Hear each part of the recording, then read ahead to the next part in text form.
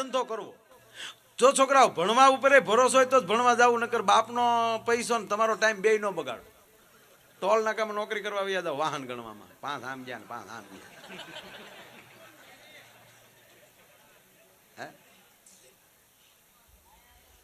ન્યાય નોકરી મળે એમ નથી, હારો ભણેલા હોય એને નોકરી મળે, પણ આપણે નોકરી વગરનું દેવું ને, બહાર ઓલા ઓટો હોય ને ત્યાં બેવું, આમ ગણ્યા કરો 5 આમ ગયા. આ ઘણા જોજો ટ્રેન નીકળે ને ફાટક બન્યું હોય ને તો ડબ્બા ગણતા હોય. હું કામ પણ ગણ લેવા દેવા વગરનું. ઓલા કાર્ગો ફિટ કરેલા હોય ને તો એ ગણતા હો એ 1.5 હોત, આપણે એમાં એ કે તારું નથી, હું કામ ટાઈમ બગાડ્યો. જે વસ્તુમાં તમને રસ હોય, જે વસ્તુમાં એ ભણતરમાં રસ હોય તો, અને એકવાર તમે વિદ્યાર્થી હો તો એકવાર વિદ્યાર્થી બની જાઓ. જે વસ્તુ તમે બનો એ પરફેક્ટ. હું આ દાખલા કે પ્રોગ્રામ કરવા આવું એટલે ફાઇનલ મારા પ્રોગ્રામ જ કરવાનો. જા મોદી સાહેબ ચા વેચતા વેચતા જો પીએમ થઈ જતા હોય, હે આપણી વચ્ચે રહેનારા કેટલા માણસો શું બન્યા તમે કલ્પના તો કરો.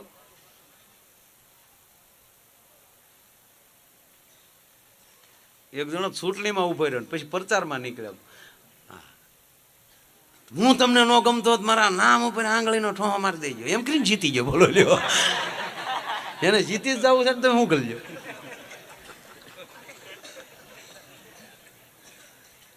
એક ગામમાં બેન સરપંચ હતા ને અભણ હતા. વાવણી લાણી આવી ને એટલે પતિને કીધું કે હું છે ને લાણી કરવા કામે નહીં જાઉં. કે કેમ?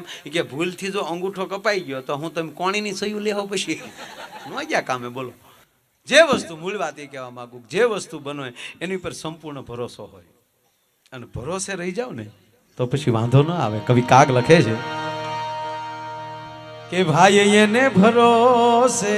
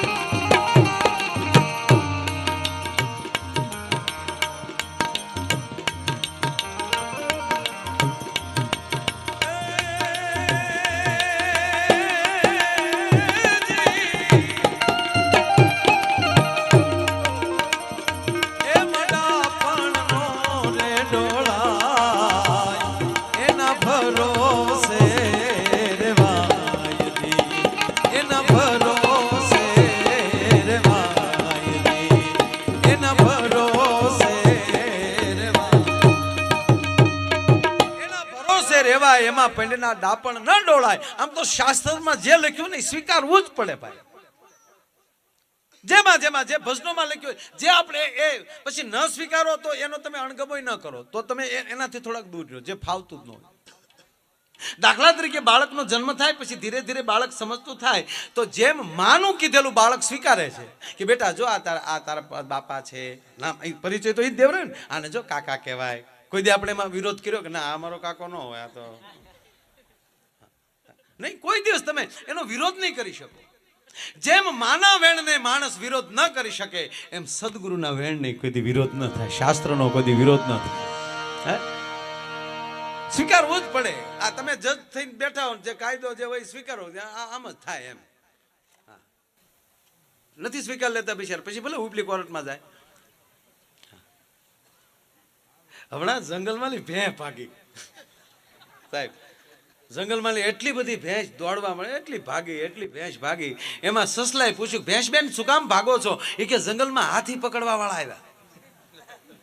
કે પણ હાથી પકડવા વાળા આવ્યા એમાં તમે શું કામ ભાગો? એ કે પકડાવાય નહીં.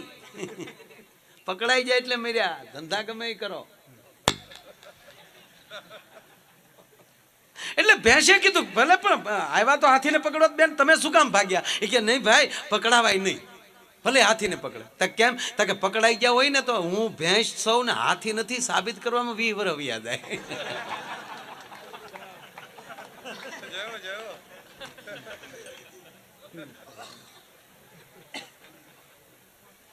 4 દેશની પોલીસ ભેગી થયેલી, 4 દેશ ને એક સરસ મજાની સ્કીમ.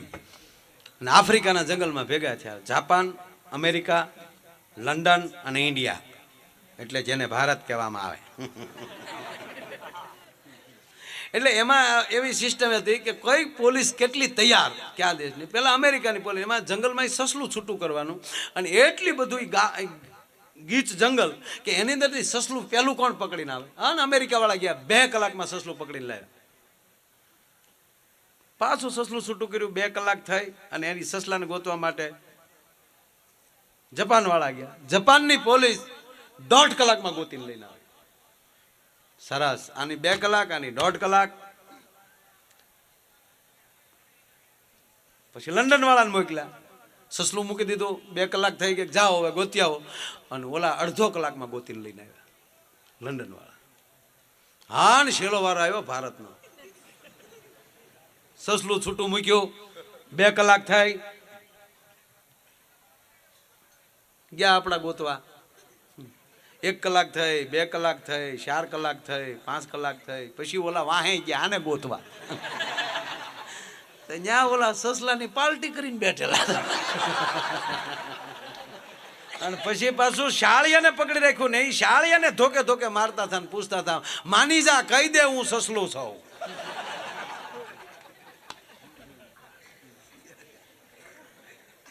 સારે જહાં પે અચ્છા હિન્દુસ્તાન. પણ મૂળ વાત એ ભલે આશ્રમમાં આપણે ગમે એમ કે, પણ આ દેશની પ્રથા કઈક જુદી છે. એ જી આભમાં ઉગે, એ જી ચાંદલો ને જીજાબાઈ ને આવ્યા.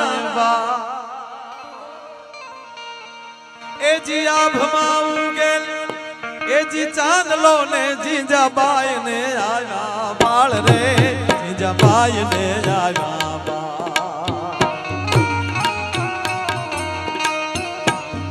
બાલુડાની માત હિંચોળે, ધાણા ડોગરા ડોલે.